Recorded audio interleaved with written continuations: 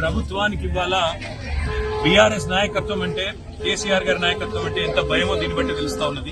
1,00,000 క్యూసెక్కుల నీళ్లు కిందికి పోతుంటే ఇవాళ గోదావరి నుంచి సముద్రంలో వృధా కలుస్తుంటే ఆ నీళ్లను చూపెట్టి పైన ఎండుతున్న పొలాలు, పైన నాట్లేయలేని పరిస్థితి, అట్లాగే ఎండుకున్న రిజర్వాయర్ ఇవన్నీ కూడా చూపెట్టి కింద వృధా పోతున్న నీళ్లను ఇవాళ కన్నెపల్లి దగ్గర ఒక పంప్ ఆన్ చేస్తే పైకి నీళ్లు ఇవ్వచ్చు.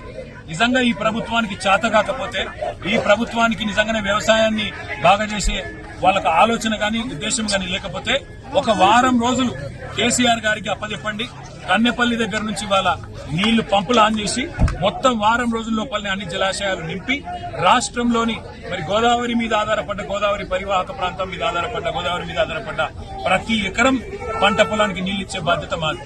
ఇవాళ సింపుల్ గా 93.5 మీటర్ల మీద గోదావరి ప్రవహిస్తా ఉంది.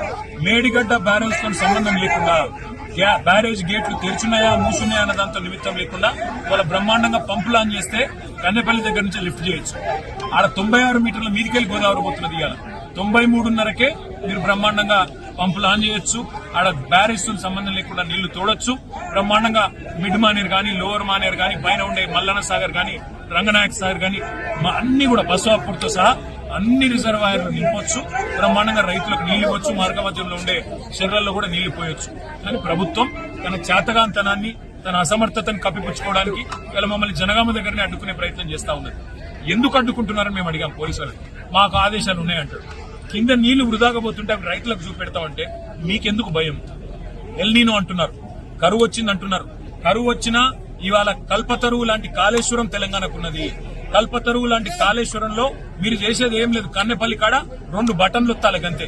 ఆ 2 బటన్లు ఒత్తితే మా కరీంనగర్ నియోజకవర్గంలోని మొట్టమొదటి బెనిఫిషరీ కరీంనగర్ నియోజకవర్గంలోని ప్రాంతం. అందుకే ఈ రకంగా మొత్తం నీళ్లన్నీ కూడా కాళేశ్వరం ప్రాజెక్టు ద్వారా ఇవ్వచ్చు అనే మాట చూపెడతామని మేము పోతుంటే కాళేశ్వరం కూలిపోయిందన్న సన్నాసి రేవంత్ రెడ్డి ఇవాళ తన అసమర్థతను కప్పిపుచ్చుకోవడానికి, తన చేతగాంతనాన్ని మరి ప్రజలకు తెలియకుండా దాపెట్టే ప్రయత్నంలో మమ్మల్ని అరెస్ట్ చేసే ప్రయత్నం చేస్తున్నారు. కానీ కన్నెపల్లి చేరుకుంటాం. తప్పకుండా అన్ని విషయాలు రైతులకు అక్కడ పారుతున్న నీళ్లు చూపెడతాం. పైకి నీళ్లు ఎట్లా తీసుకుపోవాలో కూడా చూపెడతాం. ప్రభుత్వం దిగొచ్చేదాకా పోరాటం చేస్తాం.